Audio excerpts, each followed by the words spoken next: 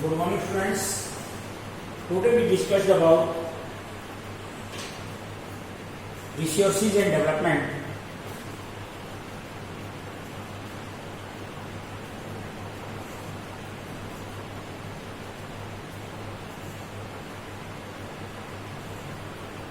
इसके बारे में हम इससे पहले 3 वीडियो बना चुके हैं।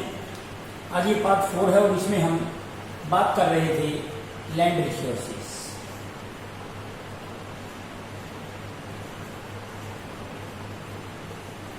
जो हमारे भूमि संसाधन हैं उनके बारे में हम इस चैप्टर में अभी स्टडी करेंगे कि कैसे जो हमारे लैंड रिसोर्सेज हैं उनको कैसे हम बांटते हैं, या अगर हम बात कर रहे हैं कि टोटल लैंड रिसोर्सेज का जो टोटल लैंड हमारी है उसका 93% लैंड का डाटा हमारे पास। फिर जैसे टोटल लैंड का 93%, चाहे वो क्रॉप्स में हम इसको यूज कर रहे हैं, बिल्डिंग्स वगैरह, हाईवेज वगैरह, या ट्रांसपोर्टेशन सिस्टम में हम इस चीज को यूज कर रहे हैं।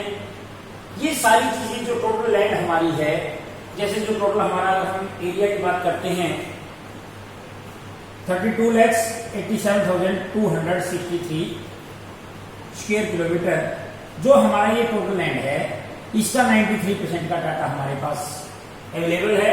और यहां पर भी जो 93% का अगर हम डिवाइड करते हैं 43% प्लेन्स हमारे हैं, जो मैदान 43% है, इसमें 30% माउंटेन्स हमारे हैं एंड 27% प्लेट्यूज हमारे। अगर हम बात करते हैं कि इसमें 43% मैदान है, 30% पर्वत है और 27% पठार है। तो यहां पर जब हमारे पास टोटल लैंड का जो 93% डाटा हमारे पास है और 93% का जो टोटल 93% है उसको हमने 3 भागों में मतलब बांट दिया कि ये 3 भागों के आधार पर हमारा टोटल लैंड का एरिया हमारे पास है, कि जिसको हम इजीली जो अवेलेबल है और उसके अकॉर्डिंग हमने इसको बाइफरकेट कर दिया है। अब यहां पर बात आती है कि लैंड्स कि लैंड हमारे लिए इंपॉर्टेंट क्यों है, because our economy depends on agriculture. हमारी जो इकोनॉमी है वो एग्रीकल्चर के ऊपर डिपेंड्स है। एग्रीकल्चर डिपेंड्स ऑन लैंड, और जो एग्रीकल्चर है वो जमीन की भूमि के ऊपर मतलब डिपेंड करती है। And our GDP, our gross domestic products, more than 40% also depends on agriculture. तो ये भी इंडिविजुअल हम कह सकते हैं कि कहीं ना कहीं लैंड जो एरिया हमारा है, लैंड एरिया के अकॉर्डिंग इसको हम डिवाइड करते हैं। And it's natural resources supporting natural vegetations, wild life, economical activities, transport, communication systems की जो लैंड हमारे लिए है वो इंपॉर्टेंट कैसे है, क्योंकि सबसे पहले तो ये एग्रीकल्चर इसके ऊपर डिपेंड है। हमारे वाइल्ड लाइफ की हम बात करते हैं, वाइल्ड लाइफ भी हमारे इसी के ऊपर डिपेंड है, क्योंकि फॉरेस्ट हमारे लैंड के ऊपर डिपेंड करते हैं। इसके अलावा और ट्रांसपोर्टेशन सिस्टम ये भी टोटली डिपेंड हमारा लैंड के ऊपर है। कि अब हम बात कर रहे हैं कि इन तीनों चीजों की, और ये तीनों जो लैंड के ऊपर डिपेंड करते हैं, तो लैंड हमारे लिए काफी as a resources very important है। अब यहां पर अगर हम बात कर रहे हैं कि हमारे नेचुरल वेजिटेशंस, जितने भी पेड़ पौधे हमारे यहाँ पर ग्रो करते हैं, वो सारे लैंड्स जो रिसोर्सेज हमारे हैं लैंड रिसोर्सेज के ही सराउंडिंग में, इसी के इर्द गिर्द वो चीजें घूमती रहती हैं।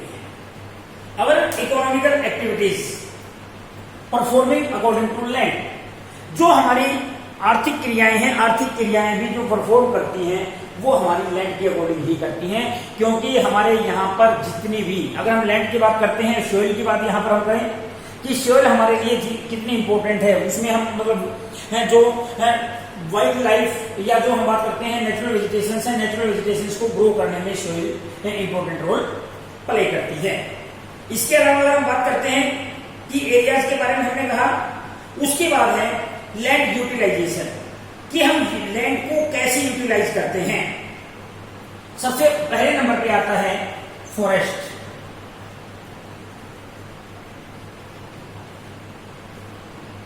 लैंड के यूटिलाइजेशन की अगर हम बात करते हैं, फॉरेस्ट काफी इंपॉर्टेंट है, और ये किसी भी देश के लिए, किसी भी एक डेवलप्ड कंट्री की अगर हम बात करते हैं, वहां पर मिनिमम 33% लैंड एरिया हो। 33% की कंडीशन है, लेकिन भारत में इसकी सिचुएशन थोड़ी सी खराब है, क्योंकि यहाँ पर मोस्ट पॉपुलेटेड एरिया है, यहाँ पर पॉपुलेशन ज्यादा है। पॉपुलेशन ज्यादा होने करके तो हमारे यहाँ पर जो लैंड है, जो फॉरेस्ट एरिया के अंडर जो लैंड हमारे 33% आनी चाहिए थी, वो हमारे 19% है, कि यहाँ पर सिर्फ 19% एरिया में ही फॉरेस्ट है। और इसको भी हम दो भागों में बांटते हैं, जैसे होते हैं खुले वन भी, जहाँ पे डेसिडियस फॉरेस्ट जो होते हैं हमारे, और कई होते हैं जो एवरग्रीन फॉरेस्ट हैं। जो एवरग्रीन फॉरेस्ट हैं वो हमारे 19% पे, 11% एंड 8% हमारे जो डेसिडियस फॉरेस्ट है वो। तो इसके अकॉर्डिंग फॉरेस्ट जो यूटिलाइजेशन इसका होता है, land are not available for cultivation, कि जो लैंड हमारे लिए कल्टीवेशन में यूज नहीं होती है, या जो जिसको हम यूज नहीं कर रहे हैं फिलहाल, वो हमारे बैरन और वेस्ट लैंड जो एरिया है भी। जैसे इसके अलावा अगर हम बात करते हैं ग्रासलैंड की, जो घास के मैदान हैं वो हमारे लिए यूजलेस है, उनका हम ज्यादा यूज नहीं कर सकते। या जो परमानेंट पोस्चर्स होते हैं ग्रेजिंग लैंड्स के, जो ग्रास लैंड है, ग्रेजिंग लैंड, जहां पर ये परमानेंट है। इसके अलावा कुछ miscellaneous trees and culturable wastelands हैं। कुछ हमारे ऐसे होते हैं जो फॉलो और नेट शोन एरिया, कि कुछ एरिया हमारा ऐसा होता है, जिसे ट्राई एरिया जो होता है, कि जो बहुत कम एरिया, मतलब जिसमें नेट शोन जो एरिया होता है, या नेट शोन जो परसेंटेज है वो बहुत कम होती है, क्योंकि वहां पर हो सकता है कि साल में एक बार एक ही फसल हो, one crop in an year है, या तो उसमें पूरे साल में एक ही फसल उगाई जाती है। या अगर हम बात करते हैं कि जो हमारा क्रॉप सीजन है, क्रॉप सीजन यहाँ पर काफी लंबा होता है, तो ये जो ग्रास लैंड्स होती हैं ये भी हमारे लिए बहुत इंपॉर्टेंट है, इसको हम मानते हैं। वैसे तो ग्रेजिंग लैंड्स जो होती हैं, लेकिन ये हमारे लैंड रिसोर्सेज का एक वेस्टेज उसमें चली जाती है, क्योंकि यहाँ पर हम कल्टिवेशन नहीं कर सकते, और जो कल्टिवेशन लैंड नहीं होगी तो वो हमारी इकोनॉमी में भी इतना इंपॉर्टेंट रोल नहीं प्ले करेगी। तो यहाँ पर अगर हम बात कर रहे हैं हम लैंड एज ए रिसोर्सेज, कि लैंड को हम कैसे यूज कर सकते हैं, क्योंकि यहाँ पर सबसे इंपॉर्टेंट जो चीज हमारे लिए आती है वो है कि land use pattern determined by both physical and human factors, कि ये हमारे कुछ ह्यूमन फैक्टर्स जो हमारी मानव की क्रियाएं हैं, कुछ वो उसको अफेक्टेड करते हैं, और इसके अलावा कुछ इसमें नेचुरल अफेक्ट इसमें डालते हैं, जिसमें अगर हम बात करते हैं जैसे रेन, एयर, ये जो डिग्रेडेशन ऑफ लैंड है, कि भूमि अपरदन, जो मृदा का अपरदन होता है, उसमें इंपॉर्टेंट रोल रेन, जैसे वाटर है और एयर है, ये इंपॉर्टेंट रोल प्ले करते हैं। और इसको भी हम कह सकते हैं कि इसके कारण भी हमारे लैंड का जो यूज है वो बहुत कम होता है।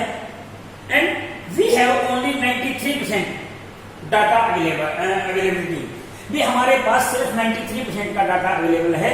इट मीन्स कि हम सिर्फ 93% का डाटा हम रख सकते हैं टोटल लैंड का, भी इसका 93% हमारे पास है, तो इट मीन्स 7% डाटा हमारे पास नहीं है। ये भी हमारे लिए काफी नुकसानदायक हो सकता है। और इसके अलावा अगर हम बात करते हैं माइनिंग साइट्स की, बहुत सारी जगह जो मिनरल्स निकाले जाते हैं, मिनरल्स वगैरह निकालने के कारण ट्रांसपोर्टेशन में हम इसको यूज कर रहे हैं, उसमें रेलवेज में हम यूज कर रहे हैं, बिल्डिंग्स वगैरह हम बना रहे हैं। भी जैसे जैसे हम रूरल एरिया से अर्बन एरिया में अपने आप को कन्वर्ट कर रहे हैं, वैसे वैसे जो लैंड एरिया हमारा है वो धीरे धीरे कम हो रहा है। और इसके कारण भी हम कह सकते हैं कि हमारे जो लैंड रिसोर्सेज है वो धीरे धीरे डिग्रेडेशन की ओर चल रहे हैं। इसके अलावा अगर हम बात करते हैं कि ग्रेजिंग लैंड्स है, और यहाँ पर भी ग्रेजिंग लैंड की अगर हम बात करते हैं, हमारी जो लैंड रिसोर्सेज है ये ओवरबर्डन है, कि इसके ऊपर बहुत ज्यादा बर्डन है। और इतना ज्यादा बर्डन इसके ऊपर है कि ग्रेजिंग लैंड्स की अगर हम बात करते हैं कि पशु इतने ज्यादा यहाँ पर इतनी ज्यादा मतलब वैरायटीज यहाँ पर होती हैं, बहुत सारी प्रजातियां होती हैं, जिसके कारण जो हमारा ग्रास लैंड है, ग्रास लैंड्स, ग्रेजिंग लैंड्स, वो ओवरबर्डन है। और ये भी एक जो लैंड कंजर्वेशन हमारा एरिया अगर हम बात करते हैं डिग्रेडेशन का मेन रीजन माना जाता है। And thorny bushes and stabilise sand dunes की बहुत बार क्या होता है कि कुछ एरिया हमारा ऐसा भी है जहां पर रेतीला एरिया, माउंटेन्स से जो माउंटेन्स एरिया है, हिली एरिया जो हम बात करते हैं, क्योंकि मैक्सिमम ग्रास लैंड जो ग्रेजिंग लैंड्स है वो हमारे माउंटेन्स एरिया में आते हैं। लेकिन जो राजस्थान के जैसा जो रेतीला एरिया, जो सैंडी एरिया हमारा है, वो उस एरिया में मतलब जो थ्रोन्स वगैरह होते हैं, बीजों कांटेदार झाड़ियां वगैरह की उसमें होती है थ्रोनिक बसीज, तो ये भी हमारे हैं। एंड कंट्रोल का माइनिंग एक्टिविटीज की अगर हमें लैंड को एक अच्छे ढंग से यूटिलाइज करना है, अच्छा अगर इसका यूज करना है, तो उसके लिए हमारे लिए इम्पोर्टेंट हो जाता है कि हम सबसे पहले जो ह्यूमन एक्टिविटीज हैं, उन ह्यूमन एक्टिविटीज को, मिनरल्स जो माइनिंग एक्टिविटीज हमारी हैं, उनको हम कंट्रोल करें। And proper discharge and disposal of industrial effluents कि हम जो लैंड हमने मतलब एग्रीकल्चरल पॉइंट ऑफ व्यू से, क्योंकि हमारी इकोनॉमी डिपेंड्स उसके ऊपर है, लेकिन इसके बावजूद भी कि बहुत सारी जगह हमारे ऐसा होता है कि जहां हम इंडस्ट्रीज वगैरह के लिए मिनरल्स निकाले जाते हैं, फिर इंडस्ट्रीज एस्टेब्लिश वहां पे कर देते हैं, तो जिसके कारण हमारी जो लैंड एरिया है वो काफी हद तक खराब हो जाता है। उसमें हम कह सकते हैं कि उसको यूटिलाइज हम वहां पे कर रहे हैं, तो ये भी हमारे लैंड रिसोर्सेज में ही आता है कि लैंड रिसोर्सेज के डिग्रेडेशन का एक मेन रीजन है। और इसके बाद अब हम नेक्स्ट इसमें करेंगे soil as a resources।